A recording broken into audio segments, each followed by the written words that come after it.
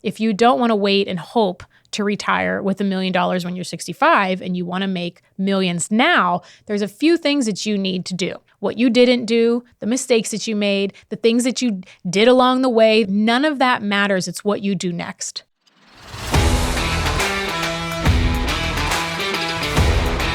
Hey guys, welcome back to Generation Podcast, your place for all things building wealth. From businesses to real estate investing, we are breaking it down every single week on how you can build wealth in your family, not just now, but for generations to come. And I just want to remind you before we jump into this, that if you haven't seen the Wealth Habits Live workshop and you want a more in-depth dive on what to do, how to do it, what are the next steps depending on where you are, this is a great way for you to get a lot of information. It is literally 10 times worth the price of what it is, but go check it out at candyvalentino.com and click on Wealth Habits Workshop. And of course, if you didn't purchase a copy of Wealth Habits, grab that anywhere books are sold so that you can really get the step-by-step of what we talk about here on the show, and you can get the tangible strategies, and there's a lot of action steps. So if you're waiting for the audiobook, make sure to pick up a copy of the hard book so that you can do the quiz inside, do the roll of 7. There's so many great pieces in there. So let's jump in to this episode. 4 things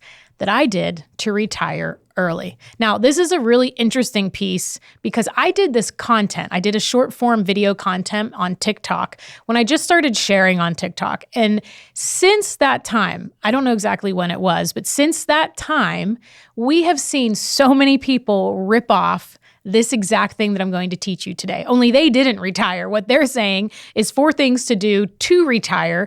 And then they're using all of my words, but just doing it in their video. It's actually hilarious. But it is so funny to see in the last 6 months, because that went viral, how many people are stealing it. So that's just the world that we live in now on social media. But I wanted to expand on some of this because I think it's a really great insight overall of what you need to do literally in order to retire, in order to not have to work until you're 65 and hope that at some point you can get Social Security benefits, right? Like, I think everyone listening to this show and reading the right books and reading and taking the right courses and doing all of the things, it's because you want to be able to not trade time for money. You want to be able to spend more time with your family, to have more freedom.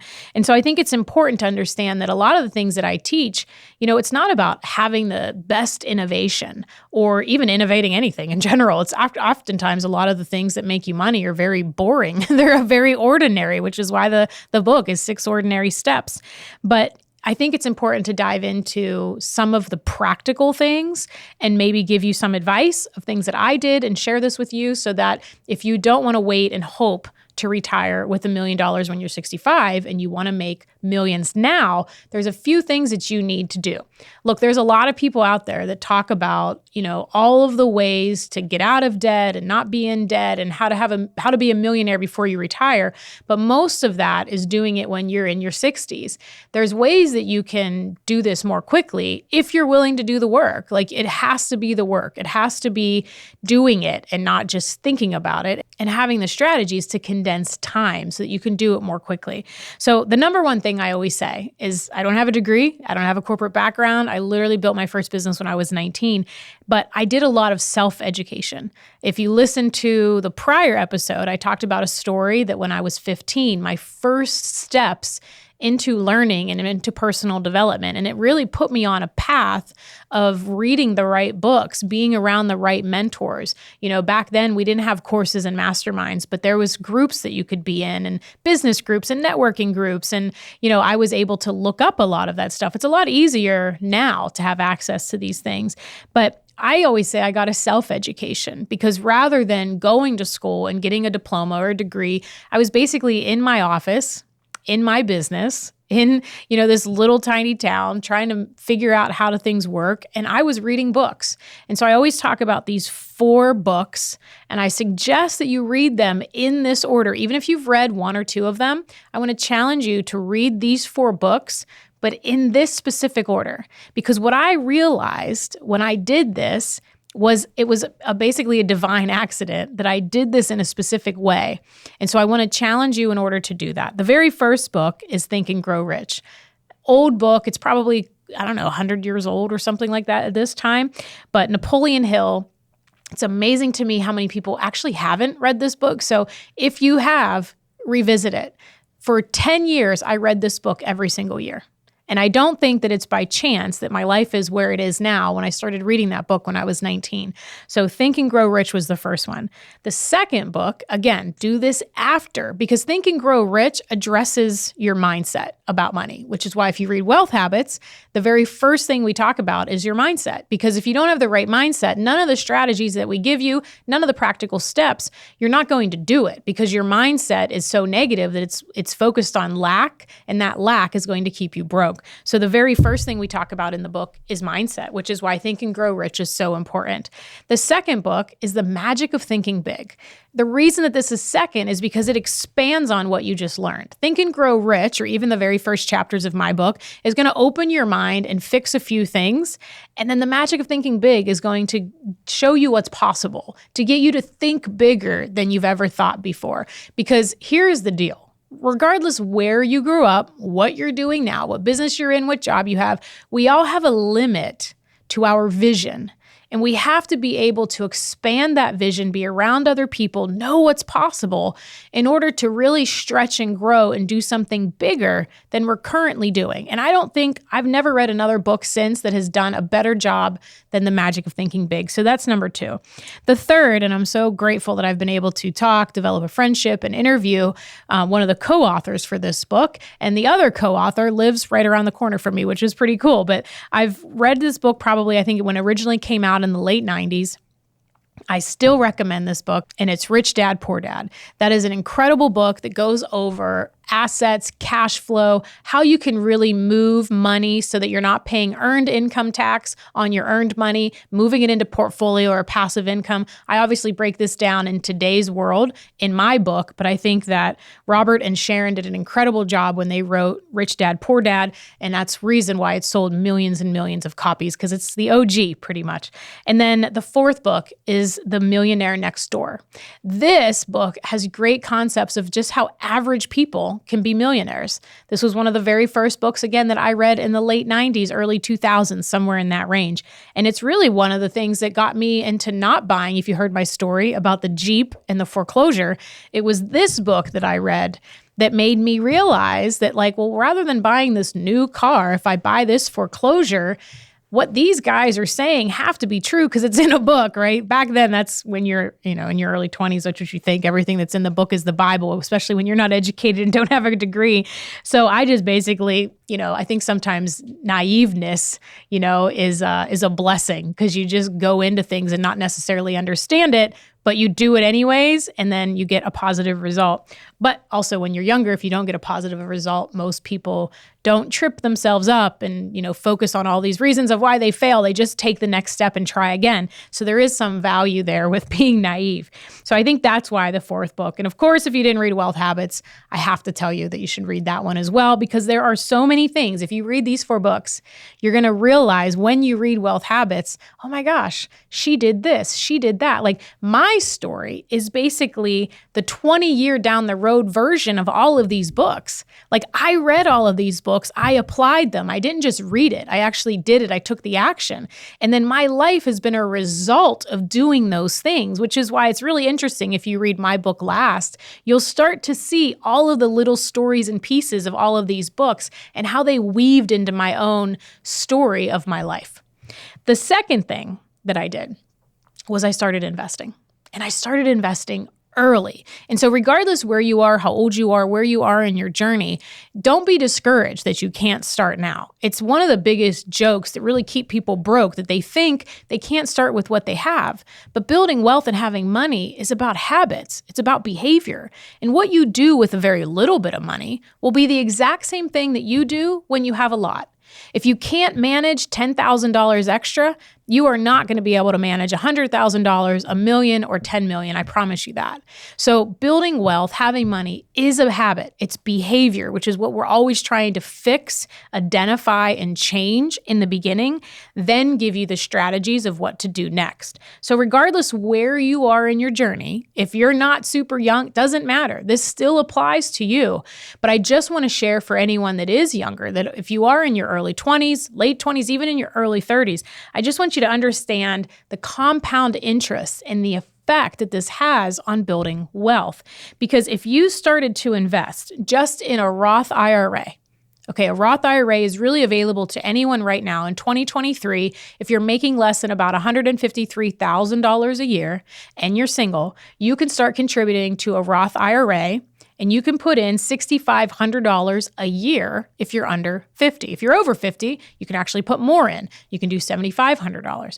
So what this will do is it gives you the ability to play the long game, to be able to play the odds in your favor that no matter what happens to the S&P 500 or your retirement accounts, it's more of a moderate risk vehicle because we know over time that money is going to make money. And on average, it's 9.3%. When I did the research for the book, I looked back over 40 years of data. And on average, it's 9.3%. So if your Roth IRA is in an S&P 500 type of account in one of the, you're literally going to be making 9.3% on your money over time. Some years it's going to be worse. Some years it's going to be better. But what this does is it helps your money make money so that you can stop trading time for it. It builds an asset. And really what we're trying to do is take earned income and build assets with it, whether that's passive or portfolio. Passive, if it's stuck in something, the IRS defines passive income as something that you do once and you have very minimal involvement in it, right? Like you set up a business, but you have very minimal involvement. It's not like something that you work at every single day. Like if you wanted to rent out equipment, if you had a business and your business uses some equipment, but it doesn't use it all the time and you want to start to rent out equipment, well, that could be passive income because it's not the same as your earned income in your business. Or let's say, for example, that you drive an hour every single day to work. And you're driving through all this traffic, and instead of maybe driving a car, you buy a truck and you wrap your truck into some advertiser and you drive up and down just like you're going to work, but you get side revenue for that. That could actually be passive because you set it up once and you don't actually actively participate. The second thing the IRS defines as passive income is real estate investing. And obviously, we talk a lot about that on the show. I have a course and all kinds of information online that you can find out about real estate investing. And maybe that's a whole other episode that we dive into. But there's also portfolio income. Portfolio income is, again, anything that you're not participating in. You're buying stocks, bonds, ETFs, and that account is giving you a dividend, giving you cash flow, and it's growing in the amount. So it's obviously all of that interest that it's kicking out. If you're not taking it out, it's just going to continue to compound and stack. So that when you go to want more money or need to take that money out of your account, you have more, but those dividends, that money that you have more of, you're not paying earned income tax on it. So it's at a lower tax basis because it's passive or portfolio. So regardless your age or where you are right now on your journey, if I told you that the only way you could build wealth is to take 20% of your income right now and start investing it. If I said there's no way you're ever going to retire early or rich if you didn't start taking 20% of your income and investing it now, and you say to me, oh my gosh, Candy, there's no way I could do that. Like I have so many bills, I have this, I have that, I can't take 20%. That's your indicator to know that you're overspending. Because if you can't pay yourself first and invest in assets, then you're going to be trading time for money far longer, and your option to retire early is going to be slim. So you want to make sure that you're creating assets that can print money, that you pay less tax on, and the way to do that is by starting now. Now, let's say you're just totally over leveraged, you have more month than you have money, and there's no way that you can invest that amount. What can you do? What can you start with? Again, like I shared in the beginning of this, what you do with a little will determine what you do with a lot. So if you can't invest 20% now, you can invest 5, you could probably invest 10. And if you're still thinking, oh my gosh, I don't think I can do that, well, how can you increase your income by 5%? How can you increase your income by 10%? How can you decrease your expenses by 5%? How can you decrease your expenses by 10%? When's the last time you sat down with all of your bills and went line by line to see What are you actually spending every single month? Is there a subscription on there that maybe was a trial that you started and now you're paying $40 a month for? Is there a gym membership that you don't go to and you run outside? Like, what are some of the things that are an automatic charge? Like the storage, like how many things are we storing on Google and on the cloud and in Apple and we don't even use, right? It's like the equivalent of having a storage shed, storing things that we don't need and they'll probably never use, but paying every single month for them. So how you can decrease your expenses or increase your earnings is going to bridge the gap so that you can invest more now. But I just want to caution you, if you think that you'll invest when you have more and you don't do it now, I promise you're going down a slippery slope because you won't. You'll start spending more when you have more because you haven't adopted the behavior of being an investor and paying yourself first. And let me just show you how this extrapolates into real numbers. So this is what the cost of delaying actually is when we look at it, real numbers invested. If you started when you were 25, just investing average, at the time it was like $6,000 a year that you could average in a Roth IRA. Let's say you started doing that when you were 25 years old. By the time you go to retire, if you just do that minimum, you'll have 1.96 million, if it just stays where it is right now, in retirement to be able to, when you're 59 and a half or in your 60s and you want to retire. On the contrary, if you wait 10 years and start when you're 35. Now, let's do the math. 25 to 35, 10 years. If you're only putting $6,000 in a year, $500 a month, that's only the difference of $60,000 in real money out of your pocket. But here is how compound interest works. The delaying of that 10 years will actually cost you more than $1 million. Because if you start when you're 35 instead of 25, you're going to have around $956,000 in your account. Still a great amount. But if you would have started just 10 years earlier and just done $60,000 more, you would have over $1 million more. It's mind-blowing, but it's why you need to start now, regardless your age. And if you heard all of that and the first thought in your mind was, oh my gosh, I'm so behind, I didn't start, you're getting caught into that lack mentality that keeps people broke. What you do now matters. What you didn't do, the mistakes that you made, the things that you did along the way, the overspending, the debt you've accrued, none of that matters. It's what you do next. That's what matters most. So 20% should be your goal to start investing if you don't have bad debt. I should have caveats on every single one of these things because I don't want you to start investing tomorrow if you have all of this bad debt. Your first focus should be getting rid of that bad debt because you can't out-invest bad debt. Number 3, rather than buying your dream home or the most expensive house that you can afford that the bank tells you that you can buy and put 20% down, this one thing, I think nowadays they call this a house hack, but way back in the day, 20 plus years ago, this was just something smart to do that I read in a book somewhere. So rather than buying the most expensive house, use that first time home purchase. If you can, if you haven't purchased a home before, then use that first purchase. You only get one of them. It's a FHA, first time home buyer, home loan. You have to put a minimal amount down. You still have PMI and some extra costs associated with it, but it gives you one time to put 3.5% down as opposed to 20 or 25% in maybe a conventional loan. If instead of you buying that dream home, the most amount of house that you can buy, if you buy a duplex, a triplex, a small quad apartment building, you live in one of the units, you rent out the other 1, 2, 3, however many there are, and you let that pay for your mortgage. You stay there for at least a year. After your year's up, the reason you have to stay there for a year is FHA requirements, and you always want to take a look at this because they change all the time. So this is my little asterisk for legal. So make sure that you take a look into FHA requirements if you want to do this. Even if you can't use FHA, this is still an incredible way to minimize your expenses and make more money. Let's say you're in a house right now, you realize that you can't do 20% and you've overextended. Sell your house. Can you sell a house and can you sell your current house and buy a duplex, buy a triplex? You can still do this now, even if you don't have the FHA loan. People get focused on that a lot. And on everybody that is ripping off this content, this is what they're sharing as well. But make sure that even if you're in a position that you've already done that first big dream home, or you've gotten into a house that's maybe a little too big for you payment-wise, that you can still use this today. You can still do 20% down, 25% depending on your loan situation, and get into a property that's going to cash flow you money as opposed to you having to pay it. This is a way that you can have your money work for you instead of it using you. Once you have that year up, you move out of that property if you want. You don't have to, but this is a way you can build multiple real estate properties without having a lot of risk. You put somebody else in the unit that you were living in, and then you go and buy another unit.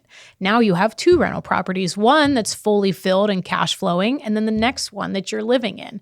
So that's a great way to build wealth and build real estate quickly without having a massive amount of risk.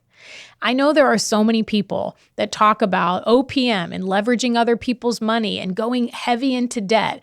But here's the thing, it's really easy to build wealth in good times.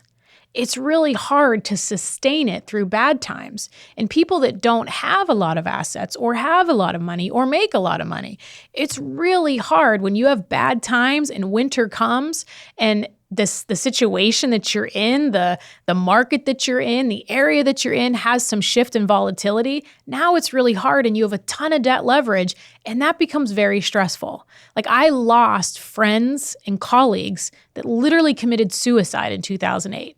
They were over leveraged. They had hundreds of doors of real estate. They were trying to get bigger.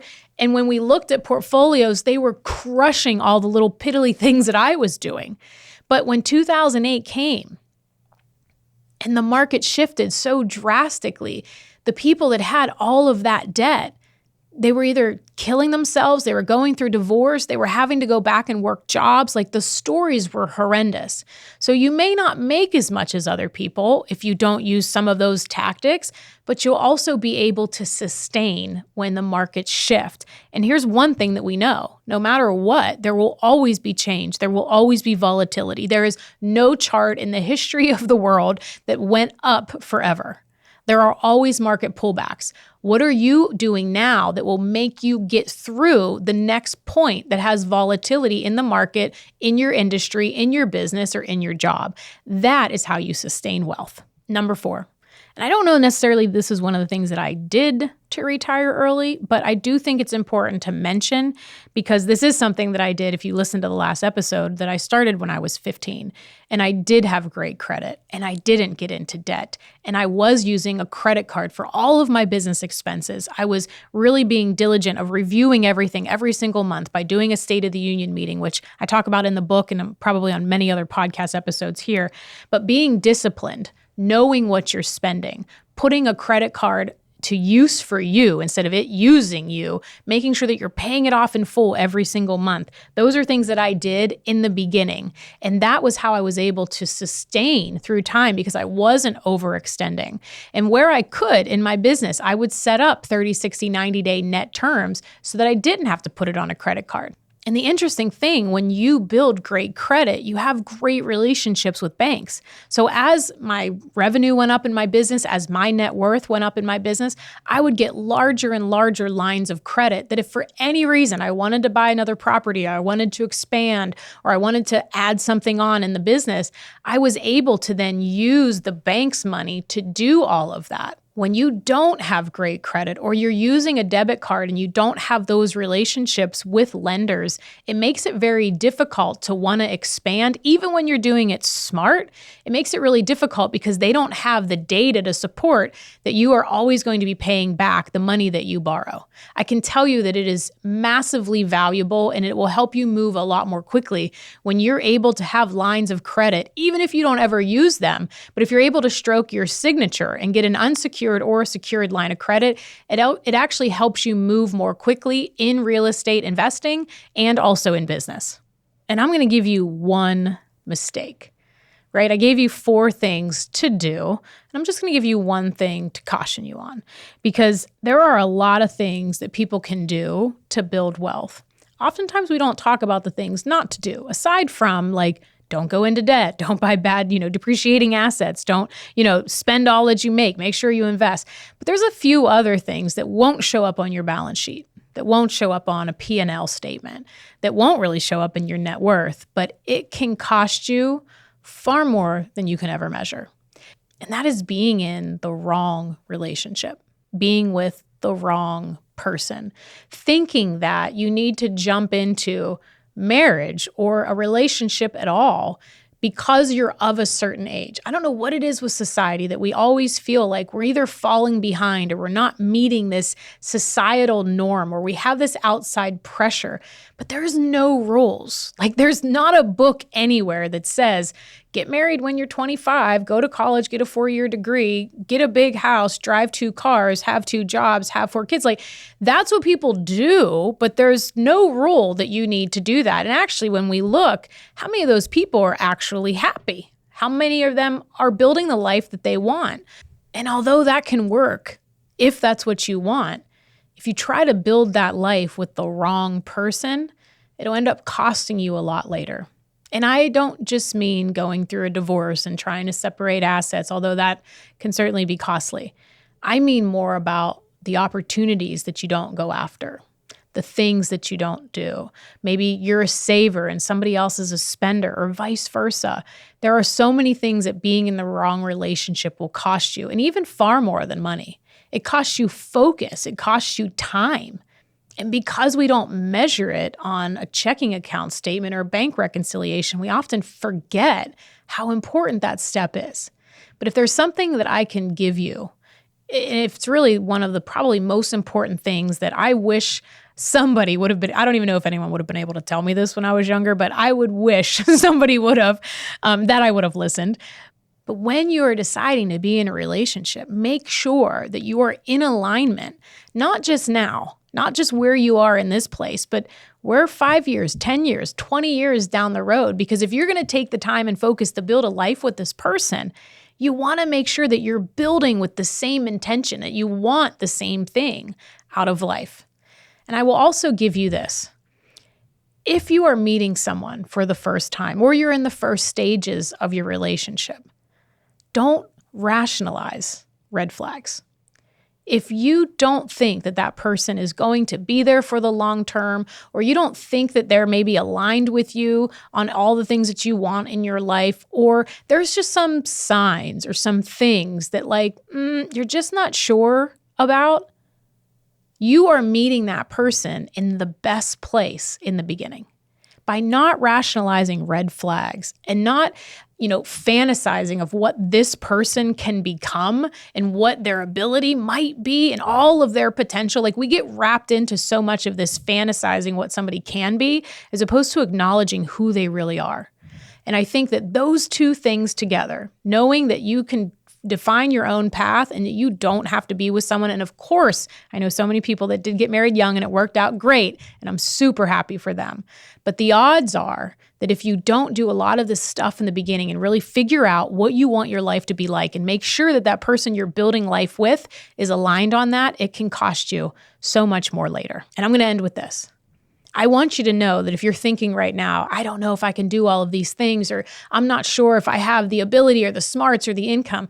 Look, I grew up in a trailer in a really small town. I started a business at 19 with no degree, no money, and no plan B. I am not the smartest person. I was not the most connected person. There was nothing on paper or even in society that would give me the knowledge or the ability that I'd be able to do this. And I just want to share with you that if you're in a position now that you start to trip up that stuff in your mind to think that you can't do this, I want to be the first to tell you that you can. And you will if you decide and then take the next steps. It's not so much what you think, it's what you do with what you know. That's what's important. All right, guys, I'm going to leave you with that. If you love this episode or you love the show, I would be honored if you would give us a 5-star review on Amazon or follow the show. And for more quick tips, we are going to be dropping more episodes. I promised you that. I told you in the last show. But if you want more quick tips on business, investing, money, follow me at Candy Valentino. And until next time, we'll see you soon.